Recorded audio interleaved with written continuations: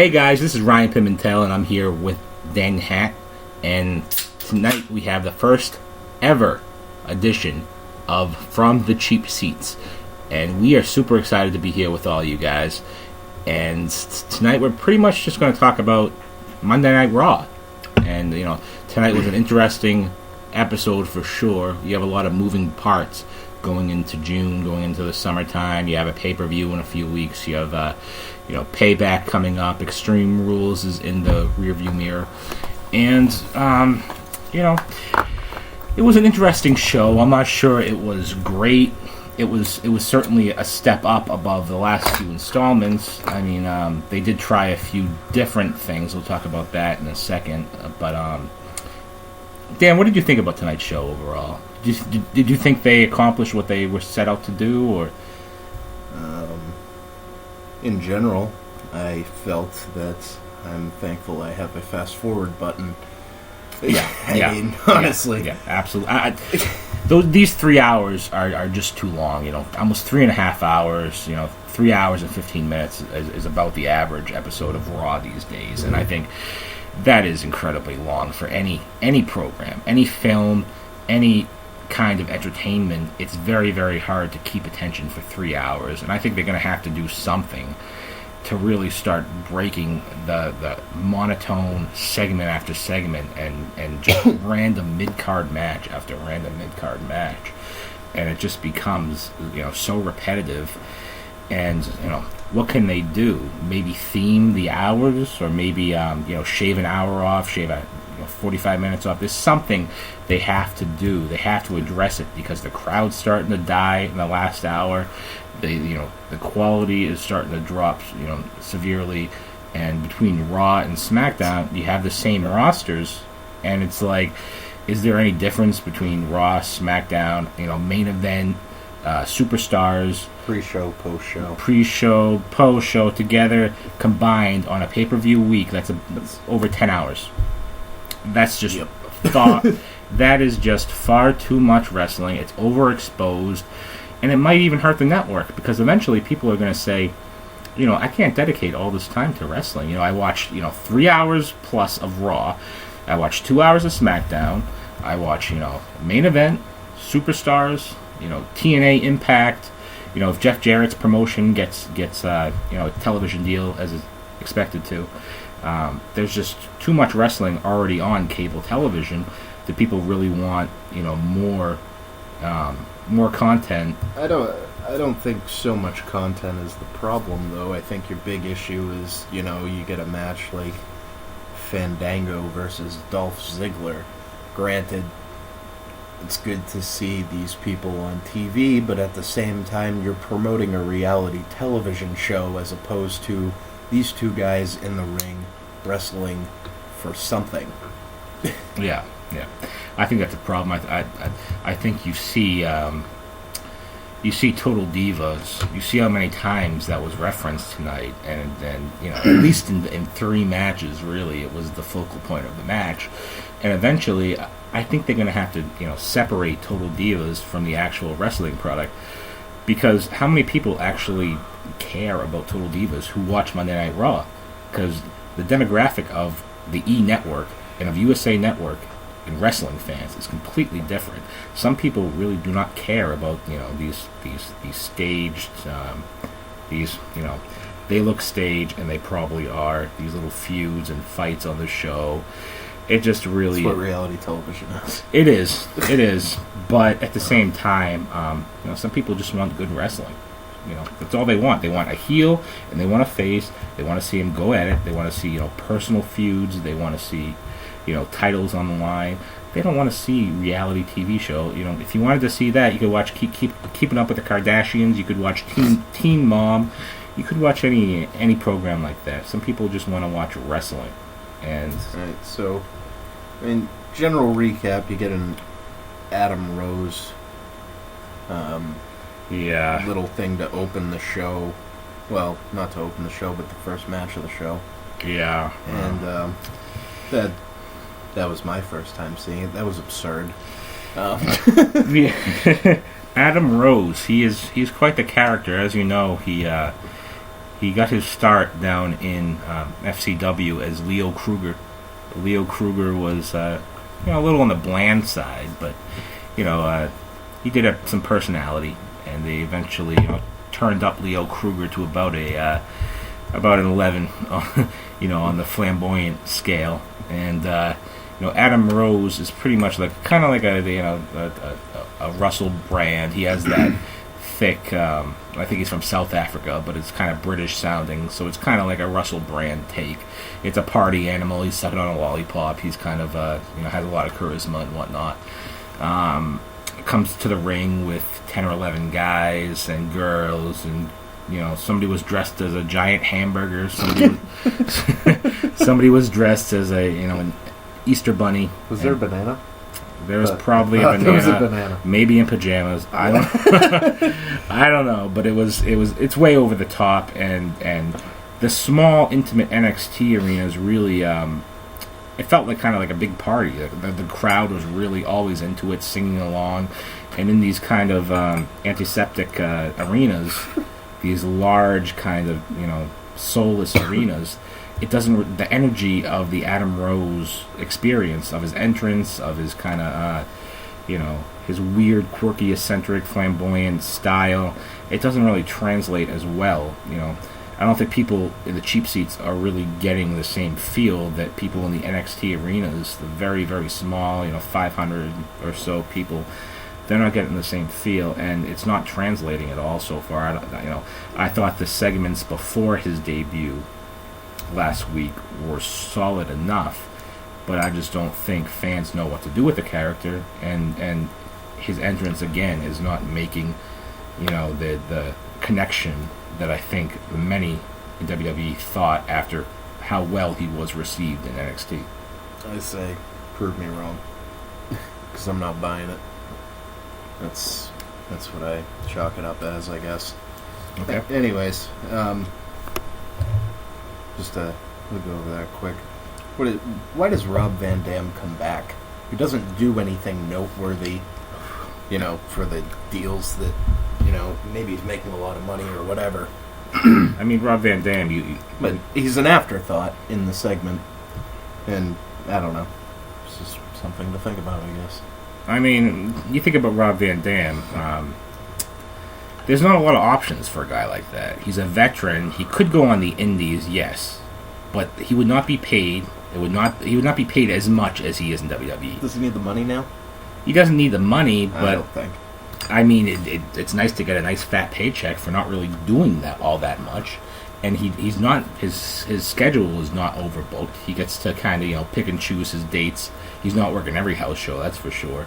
So he doesn't have to be a world title because he comes to a house show in Biloxi or in some in some southern town or something. Rob Van Dam is he's not a huge deal, but he's a big deal. I mean, he can be he's a name. He's a name. He can get a nice, reliable pop. He's going to put on a professional match. He's not going to stink out the joint by any means, even if he's just going through the motions. He's a solid professional. He's a reliable despite his transgressions with marijuana in the past and with various drugs. Rob Van Dam's reliable. I think it's a good move every few months. I just hope it doesn't overstay his welcome. That's what I'll say. Not to get off topic, but aside from one reference that I caught, and there might have been more, where is the Intercontinental Champion tonight? Not on the show. Yeah. Correct me if I'm wrong, he just won it last Sunday, a week ago from yesterday, and then you don't put him on the show this week, and they're on their way to England next week? Yeah, I mean, the only thing I could think of is maybe they're saving him for a big angle next week. They put Paige and Sheamus on the show, though. Yeah, but I think Wade Barrett, they're confused as to whether they want to go all the way with him as a face or they want to turn him heel. He's getting very, very loud face reactions, but the character is a complete heel character. It's just, it doesn't make much sense what they're trying to do with him. And I think next week in England, you're going to see him come out to a tremendous reaction, and maybe they'll get a game plan in place to see where they want to take this character. Because obviously, it is getting over. I mean, he is getting over probably more than he has in his career, besides maybe the beginnings of Nexus. But I'm keeping my eye on Wade. I really hope they don't drop the ball with him, but they have before, and until they prove us wrong, we'll see what they do with Wade Barrett. Bad News Barrett. I think he could really be an asset to the company. I'll say that. Coming from a guy who didn't like him a few months ago. But anyways. He's grown on me. The gimmick's grown on me. He's very entertaining in the gimmick. He's kind of like the ultimate internet troll. Just think of him that way, and he becomes a lot more enjoyable. We have Paige and Alicia Fox. Alicia Fox shows a little bit of personality tonight, and apparently on the WWE app during a segment, quits. See you in a couple weeks, Alicia. Okay.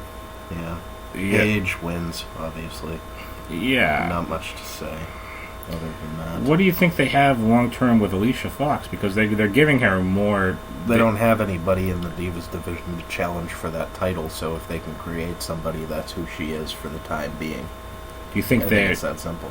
Do you think they're setting up a heel Natalya turn? Because later in the show you do see hints of when Natalya rips that 0 scorecard piece of paper out of Cameron's hand and looks at it, that's her turning point.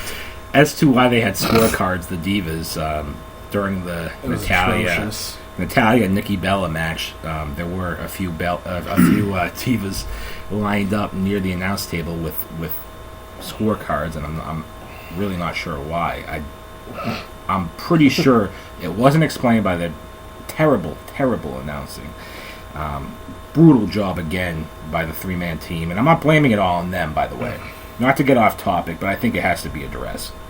I'm not blaming all of the announcing woes in the state of the business, in the state of the company, on Michael Cole, John Bradshaw Layfield, and Jerry the King Lawler. But if announcing in WWE or in the entire industry as a whole has ever been worse than it has been right now, I don't remember a time, and I've been a fan for 15 plus years, and this current team, they're being produced to just be absolute jackasses, to be off topic, to be... You stand up, you jump up and down like this, exactly. And you're part of the Exotic Express. I think it's mind-boggling to me that trying to get Adam Rose over as a top face act. Well, we went over that. Yeah, but Michael Cole jumping up and down during a top face act, dancing, shaking his ass, and trying to get fans to get into it. That's not a way to put over a face. That's not a way to build up a star. There are plenty of other ways, and the fact is, you can look back to when, even a year ago, during that Sheamus Randy Orton match, that the New Jersey post WrestleMania crowd shat all over. If you remember that crowd chanting the announcers' names during Sheamus versus Orton, they were chanting Michael Cole, Jerry Lawler, and JBL, and the announcers each stood up, took a bow, waved to the crowd, completely turned the crowd's attention away from the in-ring match. I'll tell you what. Well, the crowd wasn't gonna. Yeah, but for the announcers not to even try to get the fans to reavert the viewers to the match, I tell you what. That's a post-rock crowd, though. It is. But to actually soak up that reaction and to have the camera focus on them, it kind of gave the announcers a pink slip to do whatever they want. Now during matches, they don't care about the actual wrestlers in the ring. They'll talk about whatever they want. That's been a problem for a long time, though. But that's been going on forever. It hasn't been nearly as bad as these three. I don't know if they're being produced a little differently. I don't know if JBL has regressed to the point of being one of the worst announcers of this generation. Taz is no Gordon Soley, but Taz is far superior in every way right now than JBL. But I just think that the state of announcing needs a big overhaul, And, I think it's time to bring in some fresh blood. I think, Christian would be a good start. Well, he certainly can't stay in the ring too long. Yeah, that's true. Well, as far as not getting off topic, you did a good job doing so. So you'll find that out, guys. My tangents kind of, stray into left field, but I promise eventually we'll get back right on topic. But I felt the announcing really had to be addressed, because if that doesn't improve soon, I'm telling you what, I think fans will be fleeing the WWE to Monday Night Football. That comes in a few months. They're going to have some serious competition on their hands with another, great matchups, great football, NFL matchups. The ratings were through the roof last year. I don't know. Anyways, yeah, we'll address this whole part probably in one little bit here. Okay. Daniel Bryan comes out, says he needs neck surgery this Thursday. Might not come back, but he will be back. He assures everybody. Yep. Later on in the night, Stephanie McMahon comes out and Kane drags a incapacitated Daniel Bryan to the top of the stage. I think the See No Evil 2 makeup artists were backstage setting up Daniel's face. Oh dear. The random tears in his t-shirt, whatever. Yeah. Work or no? I think I can't say with 100%, but I'm leaning more toward a maybe a minor procedure, maybe a few weeks missed, but I don't think this is going to be long term. I think if it was long term, they would have kind of he would have forfeited the title most exactly likely. Exactly. It didn't sound like a serious injury, but obviously if it has to do with the neck, it's going to be a few weeks at least. And we here at Beyond the Cheap Seats, excuse me. We wish Daniel the best, obviously, and he's a big loss. He's a great house show draw. He's great on TV. He's a world champion. He's a world champion. I mean, that's all that needs to be said. But he's also the top. With all due respect to John Cena, Daniel Bryan is the top guy in wrestling right now, without a doubt. Unanimous. Yeah.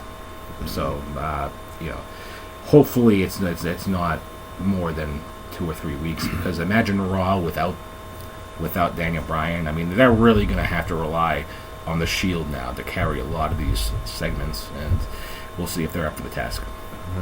We'll get there.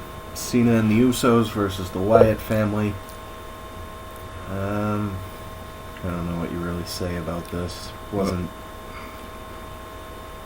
very memorable. Yeah, I mean, it was kind of a throwaway match. This was also the main event of last week's SmackDown, and the show that no, never mind. Yeah, pretty much the glorified house show at this point, which is kind of sad, because I always liked when the split rosters and SmackDown was kind of its own living, breathing thing. But I mean, the Usos are a good tag team. It's just they're kind of there, and it doesn't seem like they ever. They're not. They don't seem like tag team champions. I wouldn't even say not that. That they don't seem like it, but they have the belts. But you forget that because they have no storylines. It's like they have no character development. They do. They chant. They have that one little gimmick. They do that dance. They chant. Ooga booga. Oogity boogity. Yeah. Yeah. Who could forget that? Yeah. And the Usos are a solid team. They're always going to deliver a good match, but the writers don't want to do anything with them, so it's kind of hard to get too excited about the Usos, even if they do deliver in the ring, which they almost always do. Well, I mean, the Usos are really just, the thing about them is they're thrown into this. They don't have anything to do with the Cena-Wyatt feud going on right now, and they're just there. They're pawns. They are. It seems like they're only in this feud because Cena needs 2 guys to face off against the 3 Wyatts in a match. Exactly, it's thrown together. Yeah, it's thrown together. If they would have introduced some some way for the Usos to organically get involved in this feud, I think you would see a lot more interest and a lot of success coming out of this. And I just don't see the. Well, that's if you want to go the 6-man route, but they got that covered for this month. So yeah, it is what it is. Yeah. Although Payback could be a 6-man, a 6-man themed show. That would spare me. Too much of a good thing is no longer a good thing. But let's see. Cena gets the attitude adjustment on Rowan for the win, and that's that. He speaks from the ring and thanks Cena for what he must do. Bray says follow the buzzards, etc., etc. Okay.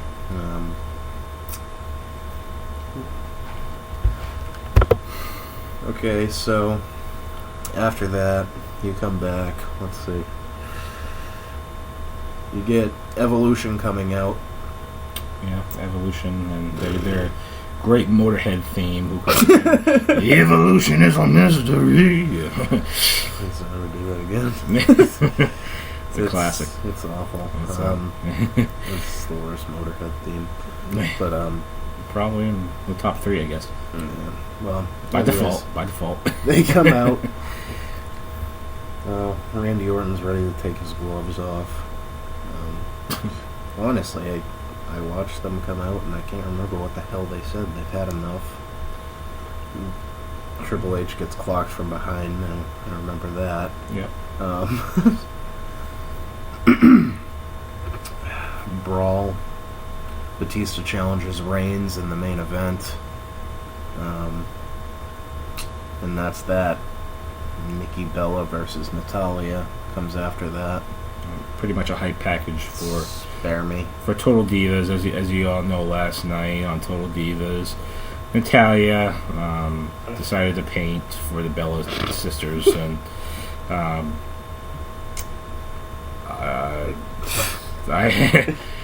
it was a terrible picture. Is what you're getting at. It was brutally bad, and I did feel bad for Natalya because she did try. And she did try her hardest. She spent a lot of time on the paintings. Yeah, she spent a lot of time trying to get her farting gimmick over too. That didn't quite catch on that was kind of a stinky gimmick. But anyways, more of the same. Yeah, basically. Yeah. Anyways, well, moving on. I mean, nobody really cares about this Total Diva show, and if you do, you know what? Turn on E Sunday nights, and you can get your fill of sleazy, scripted. Why are you giving them a plug? I don't know. They should be paying me at this point. But moving on, next segment. Curtis Axel versus Sheamus, followed swiftly and quickly by Ryback versus Sheamus. Filler. Yeah, I mean, it's designed and it's produced and it's... Ryback and Curtis Axel pull quarters out of their hats. I mean, this is awful. It's just to get Sheamus to look good before England next week. And you have to wonder too. 2 big wins, or I don't even know. Can you call those big wins? No, absolutely not. I mean, where are they going with Ryback and where are they going with Curtis Axel? They've completely given up on filler. It's Do they have any chance, either of them, of ever being significant players in WWE again? I mean, Paul Heyman. They were Paul Heyman guys at one point a few months ago, and now they have nothing to do with Paul Heyman. It's just especially Axel. I mean, Axel came in with such huge hype. He was The Rock's workout buddy. He was expected to regardless of that, I mean, debuts on Raw, multiple wins over Triple H. Yeah, I mean, it's incredible looking at his first few months. Wins over Cena.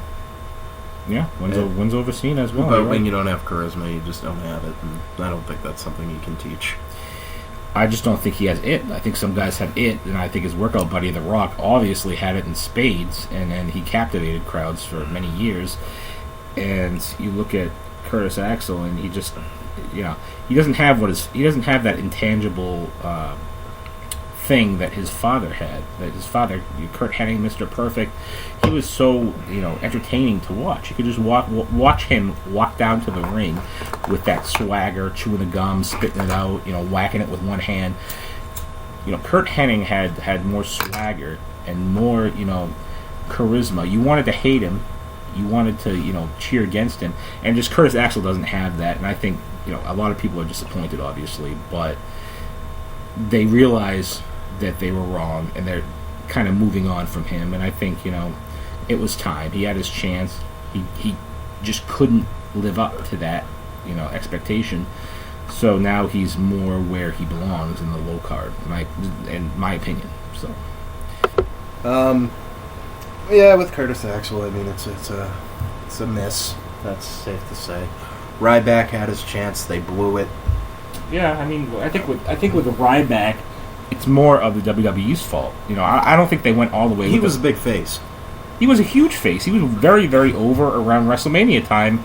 WrestleMania 29, the day after WrestleMania 29, he turns heel. That was when he went over, though, not at WrestleMania 29. When he turned on Cena, they loved that. But then you get into a generic market the next week, and people boo him. But prior to, in the months leading up, he main evented the pay-per-views. And he was over as a big face. He was a second face in the company behind Cena for, a good 3, 4, 5 months. He was, getting established as that unstoppable face that fans actually really connected with. But they put the brakes on. They did, and that's more their fault. But what I'm saying is Curtis Axel had a chance to be pushed to the moon, and he just didn't have it. I don't think Ryback had a chance to really run with the ball that he was given. I'm not saying... Not as the face. No, I'm talking about the face. He was starting to get over, and they just blew his momentum. Yeah, they put the brakes on and said, "Oh no, we need Cena in this position." I mean, it happens. It's unfortunate. I don't think he's going to have another chance to be, as big as he was before the heel turn. No. I don't know if there would have been anything there necessarily either. I'm just saying I would have been interested to see if, all things considered, he would have continued on that route as a face. Maybe Bryan would have, Daniel Bryan maybe never would have become what he is today, and we'll never know. Then you get Ziggler versus Fandango, which is another, in a sense, Total Divas push. Yeah. With the Summer Rae, Fandango, whatever. Semi hookup that didn't really happen, but they teased it, and now he loves Layla. So do I. So. Who doesn't? Layla is incredible. But what's the point? Ziggler gets on TV, Fandango gets on TV for what? 5 minutes. Yeah, and I mean it seemed like for a little while a few months ago, maybe two months ago or so, they had a plan with Ziggler. He was starting to get a little momentum back from his his up and down pushes with creative. I don't know what it's going to take for Ziggler to get back on track, but I mean, he's too talented to be where he is right now, and it's just sad to see somebody with so much potential just languishing in meaningless, just dull feuds with the likes of a dancing duo. No disrespect to Fandango, but he is no Dolph Ziggler, I don't think, potential-wise, and he's kind of restricted due to that gimmick. The dancing gimmick kind of, backs you into a corner. Mm-hmm. So I think Dolph Truth, Too Cool, Rikishi, which I give them credit back in the day. Brodus Clay, and Lord Tensai, and whatever his name is. Yeah, Prince Albert. Okay. There's nothing more to it. It's just sad, We keep saying it, Give Ziggler a chance. Just give him more of a chance to really show what he has. And I don't think he has. I don't know who he's pissed off backstage. Obviously, somebody very, very high up. I don't know if he, spat in Triple H's coffee, or if he, I don't know. Scat in Stephanie's duffel bag. Yeah, that is a common occurrence, I hear. Anyways, moving on. There's not much to say about that. Yeah. You get Jim Duggan. Ho! Yeah. Jim Duggan comes out, and this is just another push for a guy that, with a gimmick that is so dated I'm tired of seeing it. I mean, it's like cookies and milk. Wrestling and big, monstrous men. Foreigners. Well, not even that. I mean, you know... Yeah.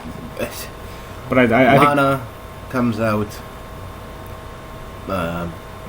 promotes Putin, and then out comes Rusev. I don't care how agile the guy is, I just get bored watching him. That's... Yeah, I think on paper this segment probably made more sense than it did watching it. I think having Hacksaw from Legends House, which they're trying to push, which, is a decent reality show. It's all a network plug.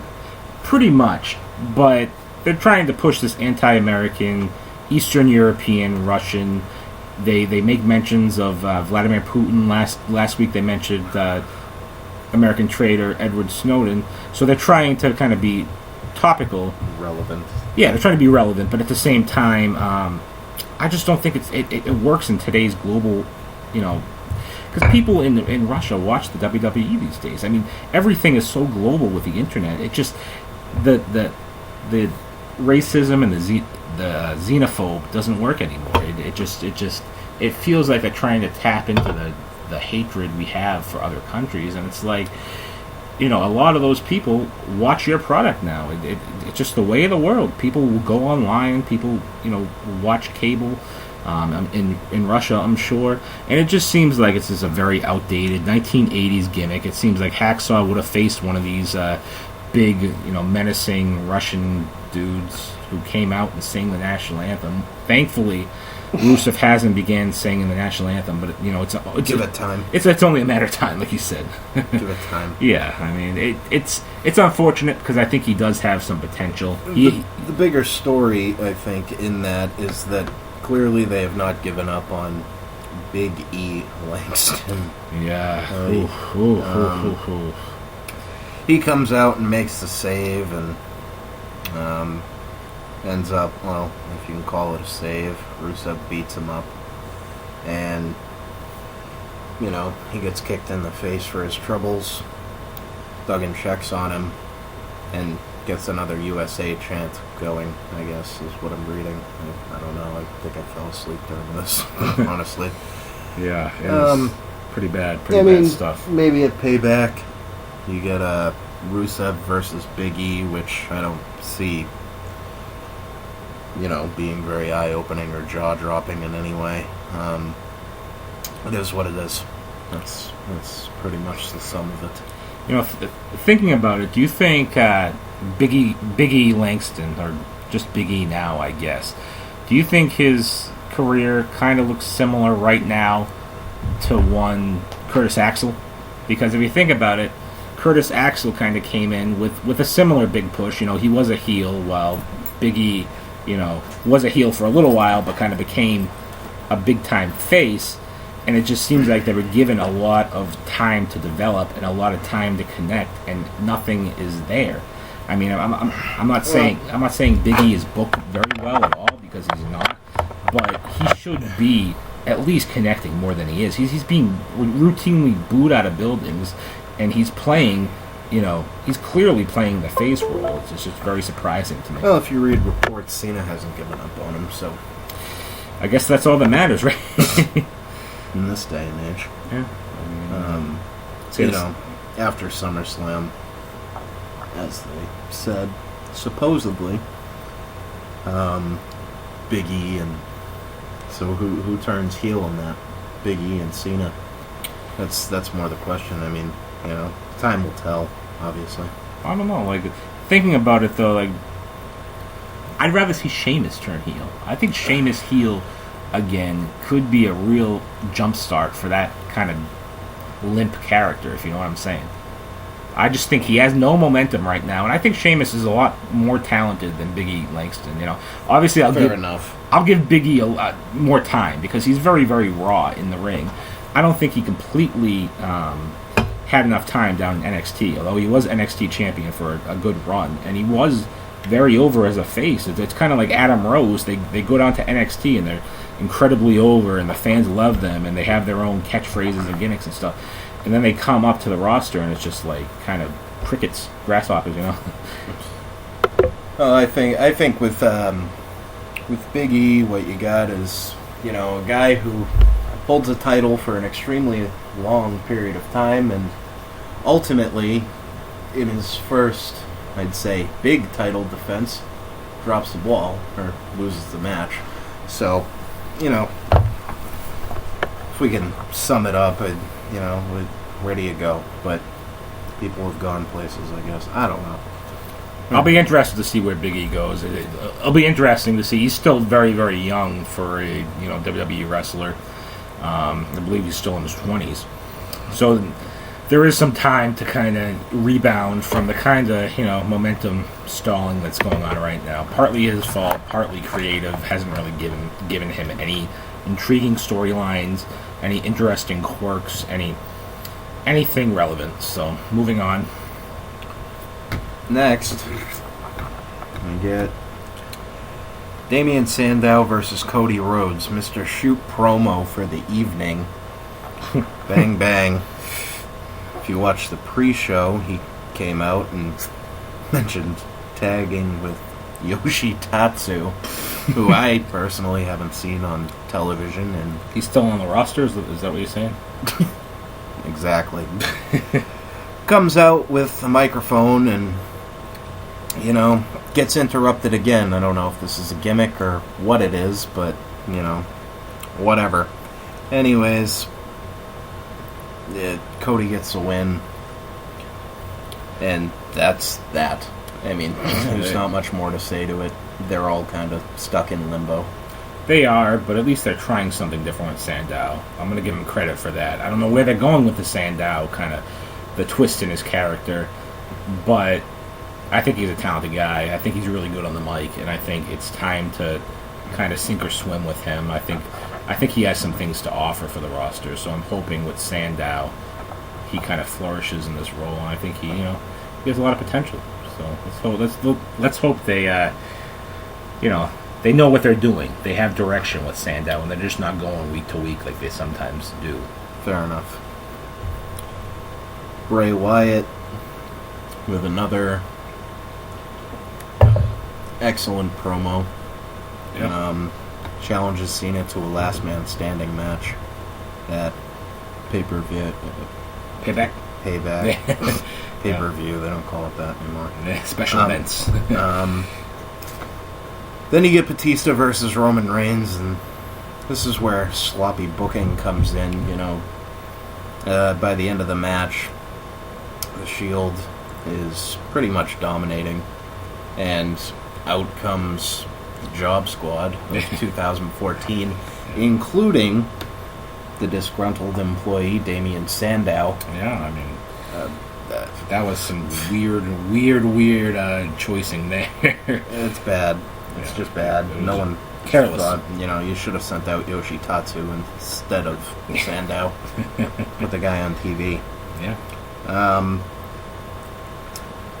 The Shield, they, beat everybody down, and that's pretty much Raw. I mean, they stand tall at the end of Raw. Yeah, I mean, the Shield has a lot of momentum right now. Their face turn is clearly working so far. Evolution's doing a good job of selling. It's still a question whether Batista is going to be, how long he's going to be with the company. He does have that huge movie opening this summer, huge Marvel movie that should be a blockbuster, should do well at the box office. So how long he will stay, maybe they'll replace him in Evolution with, say, Sheamus, but we'll see what happens. We'll see what happens with Evolution. The Shield, like I said, a lot of momentum right now. Reigns, especially, is really catching on with the crowd. He's going to be a top face. It's a matter of time. Probably looking at Triple H. Parkinson's disease. Yeah. that Hulk up thing. He's overdoing it. Maybe a little, but it's called the Juggernaut with the Superman punch. He's the product of a superhero's orgy. Yeah, but I mean, you look at all the blockbusters this summer, and maybe Roman Reigns will be at the top of the list because he's going to be facing Triple H at SummerSlam, from what I hear. And that really could be a career-making match, even with the Shield. I don't think Reigns has... too soon, honestly. I mean, I think. It's been a year and a half. I mean... If you got it, you got it. That's fine. But, I don't know. He has the cool factor. I'll give him that. Roman Reigns has got the cool factor in spades. I think he has the look down pat. I think, the mic skills, what kind of character he is. Is he kind of like you said, the superhero? Is he the strong, silent type? I think he really has to find out who he wants to be as a character. And it might take a few more years. You look at The Rock, and that took him a while to kind of find his footing in WWE. And even Stone Cold, I mean, you look at how long he kind of floundered, in the 80s and early 90s as, stunning Steve Austin and whatnot. So it might take Roman Reigns a little time, but I think he can be a top guy in this company. I really do. I think he can be a top. I think when it comes to groups that you put together, I mean, what you're watching in Evolution versus the Shield is the past versus the future. Yeah. Yeah, absolutely. All three, of the Shield members should have bright futures. Yeah, they almost definitely will, unless there's obviously an injury or some kind of personal dispute or something like that. There should be, you look at Dean Ambrose, he should be a top heel. You look at Seth Rollins, he can kind of go either way, but I look at Seth Rollins as more of a face. And I see Seth Rollins kind of as a tweener. Yeah, but for some reason reminds me of Shawn Michaels. Yeah, I can see a little bit. I can see a little bit. He's definitely he's got those kind of bursts that Daniel Bryan has right now, and I think that really helps with his offense. I think his flurry of offense, Seth Rollins, really helps the Shield from ever getting too methodical or ever too complacent. I think like his bump at Extreme Rules in that 6-man tag team match was absolutely brilliant. It was a great spot off one of the balconies, the side balconies in that arena, and I think Rollins is kind of the underrated one in the group. But, they're all doing. I mean, pretty much safe to say they're all doing their own little things to all stand out in their own way. Yeah, I mean, I don't know who put the group together, those three in particular, but whoever did deserves some kind of bonus or raise or something, because that was a pretty brilliant move right there, and I don't think they could have picked a better trio to kind of pick as the next big things in the WWE, because I think all three bring their own intangibles, and I think they're really proving it right now. They're standing toe to toe with Evolution, and to me, they don't look like they don't belong. They look just as confident and impressive in the ring as Triple H and Randy Orton and Batista. Those are three future Hall of Famers right there. So right.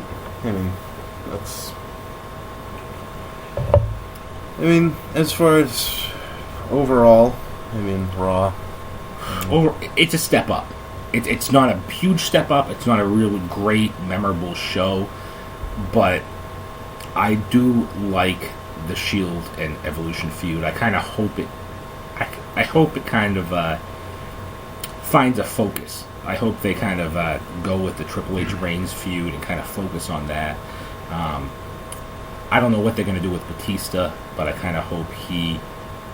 The one complaint that I have about it is, Triple H decides after, however long after WrestleMania that Orton and Batista need to focus on the Shield with him. If I was Randy Orton and I just lost my title and wasn't pinned for continuity, I would want a rematch. Yeah. I wouldn't want to give that to Kane, of all people. Yeah.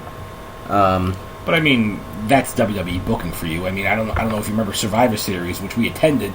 The Big Show, was given that that great title shot in the main event, was screwed out of the main event, never got another title shot, never complained about it or anything else. I just think the booking is so sporadic.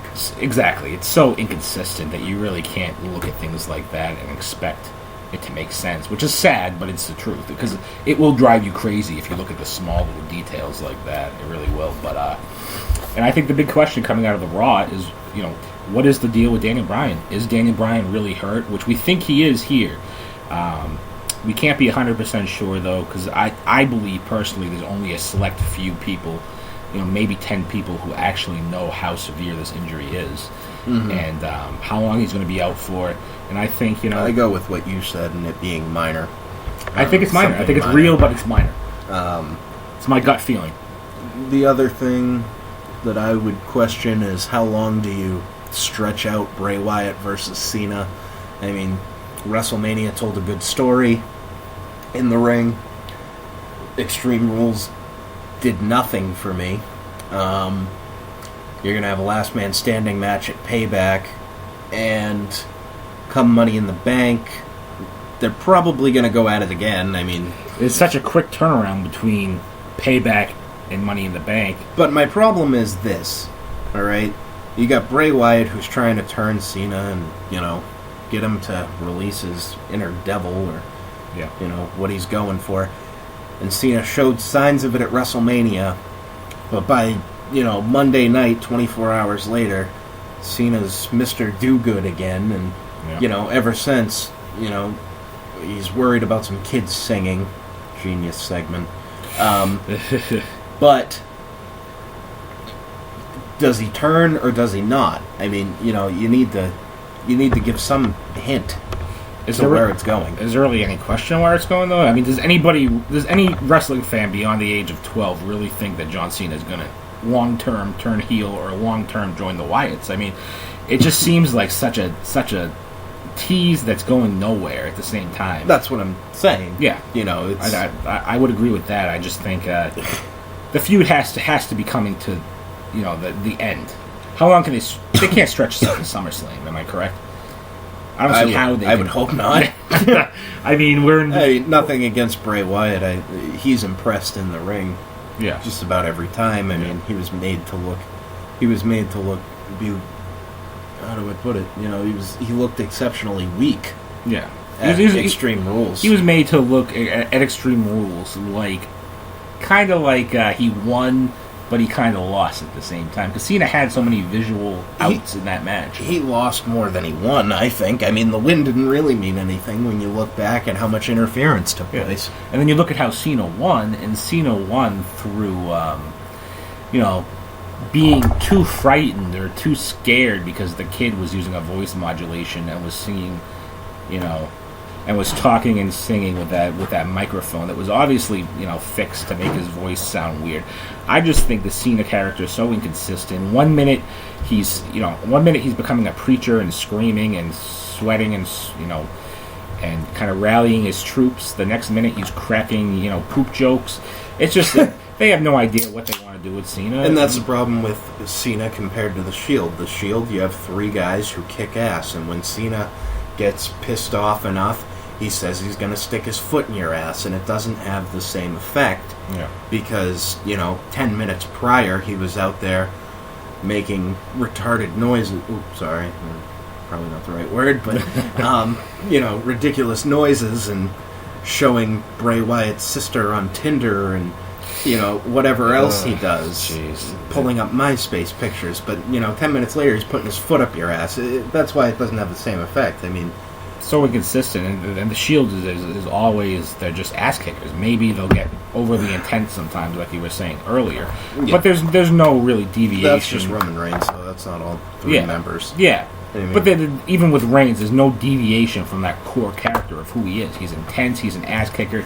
With Cena, you get the comedy, you get the preacher style screaming, you get the kind of... I don't need an all-in-one. I mean, if I want to, get an all-in-one, inclusive package, I'd watch a scary movie. Yeah. that has horror, comedy, all of it, and that's that. You kind of want a company with a bunch of different characters, but you at least want them to be consistent and to have it conscious and to be week to week, just to be consistent in their actions and to have motivations that make sense. Well, he does have motivations that make sense. Never give up, never back down, hustle, loyalty, respect, yada, yada, yada, but it's been the same shtick. Yeah. for how long? I mean, over all those teenagers and young kids that liked him. I have a 15-year-old brother who was the biggest Cena fan you'd ever meet. Yeah. He's 15 now. He wanted Bray Wyatt to win at Extreme Rules. He's into the heels. He's into the bad guys. Yeah. And Cena is a goody-goody. I mean, you look at the 90s, and there is a precedent for that. You look at Hulk Hogan. In the 80s, his group of young fans was similar to Cena's. Obviously it was a little more rabid, and he was a little bigger star. But overall, it was the same thing. And then in the 90s, the early 90s, you notice his reactions start to lessen and lessen and lessen. Eventually, he starts getting kind of mixed reactions shortly before his heel turn and NWO run.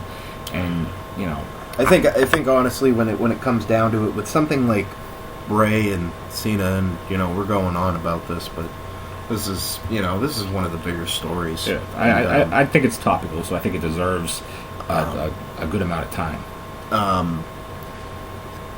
It goes back to how much programming you have in a week. And, you got Cena, you got Wyatt on Raw, and then Cena's on Main Event on Wednesday, then they're all on Friday, then they're coming back on Monday, and, the writers can barely keep up with what they have to do now. They can't, be writing, for continuity. Yeah. With, what is that? That's 7 to 10 hours a week worth of, stuff, and they have to write a half hour's worth of shit for Cena and Wyatt. I mean, it's a lot. If that, I think that makes sense. I agree. I mean, I think a lot of people are burnt out right now. How these wrestlers continue week after week without breaks to just, put on consistent efforts. Because to me, the wrestling really is very, very solid right now. I have little to no complaints about the wrestling. They're 4 for 4 on pay-per-views. Yeah. I mean, Monday Night Raw, there's something to watch. At least one thing to watch on the show. Yeah. For me, it's usually Bray Wyatt or The Shield. Yeah. Those are definitely the hottest acts right now, Bray Wyatt and The Shield. And they have been for a while also. No Cesaro tonight? Or was there? I don't think there was. There was no Cesaro. They did mention... Main event. Main event, he will be facing... Sheamus. So that should be a good match. I think Cesaro can have a good match with anybody, but I think Sheamus is also up to the task. We'll just change his theme music. Yeah. I agree with that. Yeah, I mean, that's Raw. That's Raw in a nutshell. I mean, solid show, but we have our complaints. Like we said, too much content, and hopefully they kind of zero in on the mid card. Give these guys something to do. Give some storylines to the mid carders. That's the difference between the Attitude Era and now. That's the biggest difference, I think. Cause everybody had something to do. Yeah. In 98, 99. Yeah. And now it's guy A versus guy B. And you look at the wrestlers from 98, 99. No offense to them, but they weren't as talented as they are right now. I mean, these guys can go from the bottom on the card to the top. They really can. I mean, there's not many guys on this roster. Obviously, there's the big guys. There's guys. There's Great Khali and Mark Henry. Well, Mark Henry was around then, too. But there are big guys that can't really work. They're more for spectacle. But most of these guys can work on today's roster. And in my opinion, the roster is better work rate-wise right now than they were in the 90s. The big difference is they are given not enough to do. The fans aren't invested. The shows are too long. Just get to the meat. It's a different world now, too, though. I mean, you got people walking in with cell phones that do everything except wipe your ass. So they're invested in their phones as well, But wouldn't that speak to a shorter, more consistent, interesting show like we're recommending? Wouldn't that make more sense? 2 hours. 2 hours is sufficient. Tight stories. Every match matters or comes close to mattering. In some way, shape, or form. Yeah, in some way, shape, or form. And also, just give the mid-carders stories and something to do that's somewhat interesting, like they did. Like even in the 90s, they would have ridiculous stories that would be somewhat funny. I don't know, the Crash Holly and the the Hardys and Val Venus and the Kai Dudleys. Yeah, exactly. Godfather and Sexual Chocolate and Mae Young. Everybody was kind of giving a little niche, and there was a lot of humor and just a lot of outrageous. The stories didn't even really make sense. They were just so entertaining and so fun to watch in that tight 2-hour window, and you always had it revolve around your main guys. You always had each episode of Raw kind of well written. Yeah, I mean, Stone Cold was always, or The Rock. Yeah. You had Vince McMahon as a big time heel. You had DX. You had Undertaker and his Ministry of Darkness. It just all fused together really well. And right now there's such an imbalance. Terrible announcing. A very stagnant. Maggle. Yeah. Maggle. JBL is no offense to him. I'm sure he's a nice guy. I don't know him personally. I've never met him, but JBL is somebody in his ear. Somebody's in his ear. He needs to just take it down several notches, and it's just people love him, and I don't understand it. All I hear is just me. All I hear is complaints through my my email inbox is blowing up with fans complaining about JBL, and I can't really blame them because I feel the same way. Some nights I just want to put the 3 hour, because you get 3 hours of Raw plus the pay-per-view plus SmackDown, and JBL is his voice. He's there. His voice is on all of them. Why not get a separate announce team for SmackDown? Like, I loved when they had Jim Ross and Mick Foley calling SmackDown, and then on Raw you had Jerry Lawler and Michael Cole. At least the shows seem different. So even if the brand split doesn't return, which I hope it does, because I really enjoyed the brand split. I don't know about you, but I think there's enough. It made it more interesting when you had a Raw guy versus a SmackDown guy on a pay-per-view. And for sure. It just doesn't seem as repetitive, because Raw and SmackDown are they're bleeding into each other. Everything just seems the same now. It's just too much. Yeah, I mean, you could have, on one show you could have, Evolution versus Shield, and then with SmackDown you could have Cena versus Wyatt. You could have two separate top feuds, and they wouldn't even be on the same show, so you wouldn't really get sick of one. You know what I mean? Mm-hmm. So, I do miss that, but I don't think that's coming back. Unfortunately, I think they like the way they're doing things right now. I think with the network, they're trying to put all their eggs in one basket, and I think they want, I think they want all the stars they can get on every show. Mm-hmm. So, overall, it should be an interesting next few weeks to see what they plan to do with Payback. The card's kind of up in the air with Daniel Bryan and Kane. Who knows what they're going to do with that? We'll keep you informed here from the cheap seats. We're very interested in WWE. We'll talk some TNA next week as well, maybe. Yeah, if you guys really want. I don't know if TNA or Ring of Honor is in your guys' wheelhouse, but we do watch both regularly. We're huge fans of wrestling. We will be, covering and talking about Raw, SmackDown, main event, you name it. Maybe even some Total Divas talk, Dan, right? You can cover that. Okay, all right. I'll bite the bullet and watch Total Divas, and I watch Legends House. That's a kind of a fun, quirky show. I watch a lot of WWE Network, obviously. I have no life, so I'll keep you guys covered. We will sometimes go back to old shows, and we'll review them, go over them, talk about the historical significance of each show. So we'll keep you guys in the loop, and maybe have some surprises along the way, have some interview guests as well, perhaps. So just look forward to all that. My name is Ryan Pimentel. I'm with Dan Hack here, and we're gonna sign off here. We'll be back next week, so check us out, and thank you guys. Please subscribe and rate us, and we will be back. Okay. All right. Thanks. Bye.